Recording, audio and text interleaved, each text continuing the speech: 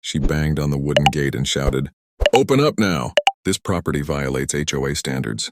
Her voice echoed across the quiet farmland as a white SUV with HOA patrol written on the side screeched to a stop behind her. 3 men in fake uniforms stepped out, carrying clipboards and bolt cutters like they were on some kind of mission. I stood by my barn watching through the fence, calm but ready. I knew who she was, Karen, the self-declared president of the neighborhood association that didn't even include my property. She had tried sending me warning letters, fake fines, and even a notice of eviction. None of it worked. Now she brought her private patrol to force her way in. One of her men started cutting the lock. Karen yelled, "This land is under HOA inspection authority. Step aside or face legal action." That's when the barn door creaked open behind me. A tall man stepped out, wearing jeans, a brown jacket, and a badge hanging from his belt. He had been checking the security cameras inside. Karen froze when she saw him. "Ma'am," he said in a low, steady tone, "you're trespassing on private property." Karen folded her arms. "Who do you think you are to tell me that? I run this neighborhood." The man stepped closer, his eyes fixed on her. "You might run your HOA," he said, flashing his badge, "but I run the law around here. Sheriff Cole Dawson, and you just made a big mistake." For a second, nobody moved. Even the fake patrol team looked nervous, glancing at each other. Karen's confident smile faded as the sheriff pulled out his radio and said, "Dispatch, we've got a possible case of impersonation and unlawful entry." Karen stammered, "Wait, this isn't what it looks like." "They told me," but it was too late. The patrolmen slowly backed toward their SUV. I just stood there, leaning on the fence, hiding a grin. I had warned her before. She thought I was just a farmer with no power. She had no idea who was watching from inside that barn. "You should have checked who owned the land before breaking the lock," I said quietly as her face turned pale. Karen's voice started shaking as the sheriff took a step closer. You can't arrest me. I'm the president of the HOA," she shouted, her hands trembling but still trying to look powerful. Sheriff Dawson didn't even blink. "HOA president or not, this is private land outside your jurisdiction. You broke a locked gate and tried to force entry. That's a crime." She looked around for support, but her so-called patrol team had already backed up near the truck, pretending to check their phones. I could see the fear building in her eyes as she realized she wasn't in control anymore. I walked forward slowly. "Karen," I said, "you've been harassing me for months, sending fake dues, threats, and those ridiculous notices taped to my mailbox." She snapped, "That's because you're supposed to pay your HOA fees like everyone else."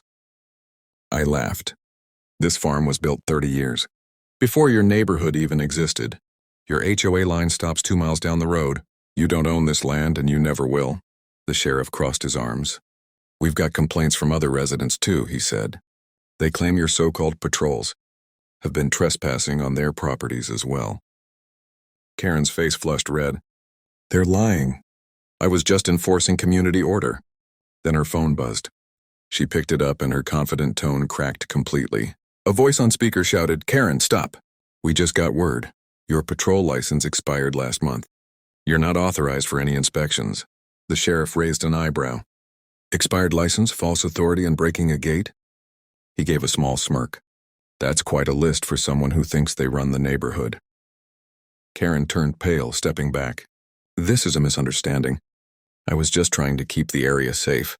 But I could see her hands shaking. She knew the situation had turned against her. Then, just as the sheriff was about to cuff her, a black SUV pulled up on the dirt road.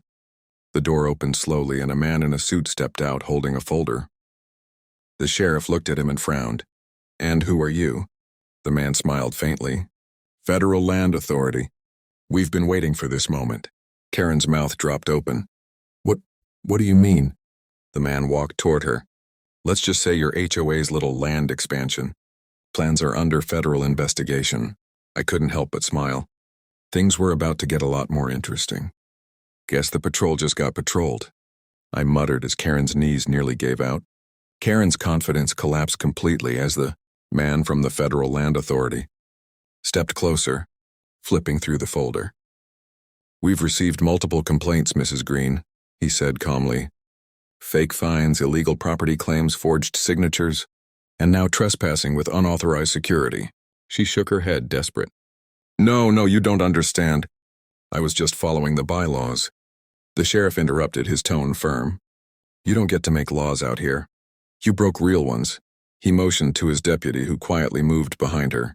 I stood there, watching the woman who had made my life miserable finally face the truth. Karen, I said, you tried to take control of land that was never yours. You crossed a line, and today that line pushed back. She turned toward me with tears in her eyes, still trying to talk her way out.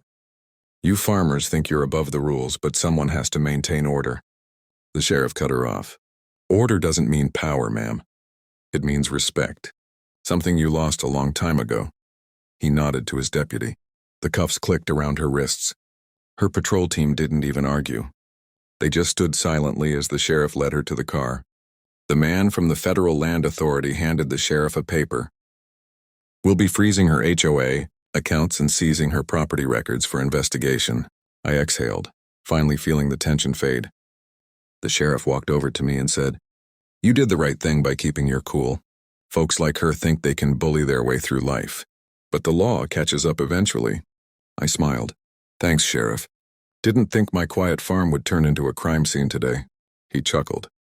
Well, at least this one ended right. As they drove off, the sun started to set behind the hills, lighting up the sky in gold and red. I looked at my land, the fields, the barn, the fences, and felt a deep calm. Karen had tried to take it all with lies and arrogance. But this land had history, truth, and law on its side. I whispered to myself, you don't mess with a man who owns his land. And you sure don't break a gate when the sheriff's inside. The wind blew gently through the fields as the patrol trucks disappeared down the dirt road. Peace had finally returned to the farm. Justice served. Land protected. Freedom intact. The end. Don't forget to like, share, and subscribe to the channel for